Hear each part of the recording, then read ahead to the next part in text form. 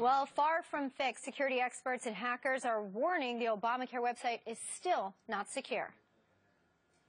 We had testified in front of Congress a few weeks back on a lot of the security concerns that we addressed, and we sent to HHS, and none of them have been fixed. So it's still insecure, still having problems, and this is just the tip of the iceberg. You know, there's critical issues. There's things that can expose your personal information, everything from your user ID, first name, last name, email address, to being able to just click on a link that actually hacks your computer and takes full control of it.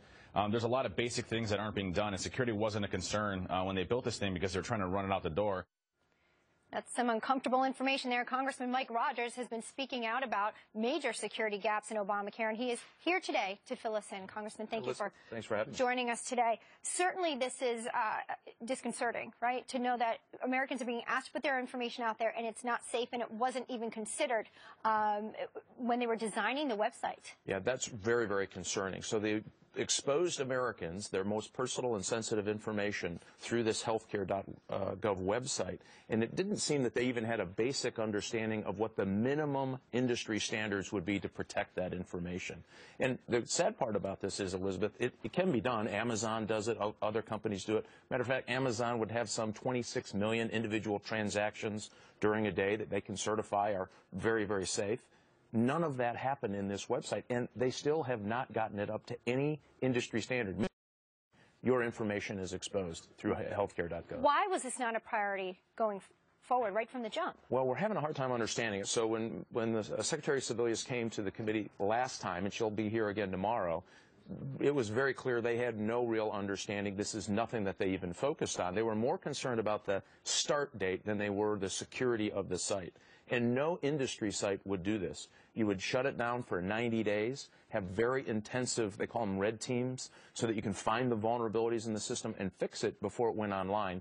They didn't do any of it. And the scary part about this is they really haven't made the security adjustments, even after we have pointed out you have real vulnerabilities on this system, and it's causing real problems today.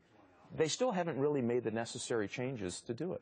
You would think they would make it 100% safe, or as close to that as possible. What do you mean that they haven't made those adjustments to make it more safe? Well, in order to really make sure that this thing is safe, you have to get it functioning at 100% or as close to 100% as you can get. Well, we all know that that's not working. So if it's not functional, if it's not doing what it's supposed to do completely, which means there's vulnerabilities in the systems, because they have to add new code in weekly, sometimes daily, in order to try to fix the patches. Well, once that happens, you need to test that whole ecosystem of the website. It's not just one piece. You have to test all of it. Sure. So this is the front door. They keep talking about the back room when it comes time to pay and assess and all of that. So we're going to hit a second round of security threat, really, in terms of our personal information coming forward. Is that correct? Oh, absolutely. And think of what crazy thing they did. They put all of the government folks in one exchange, and they're wondering why they have such a high level of interest in trying to get the information from that government. So wouldn't you like to know, if you were a foreign nation state or an organized criminal,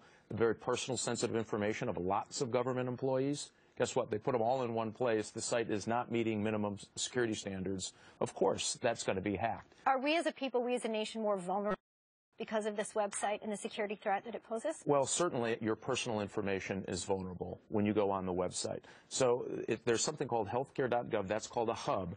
Well, that hub touches things like your Social Security information, Department of Homeland Security, even state exchanges. That whole ecosystem I just talked about, every time it talks to one of those units, that's a vulnerability. So all of that information in each of those websites becomes vulnerable because of the lack of security that they've led up to in the hub itself. I hope that makes sense. No, it does.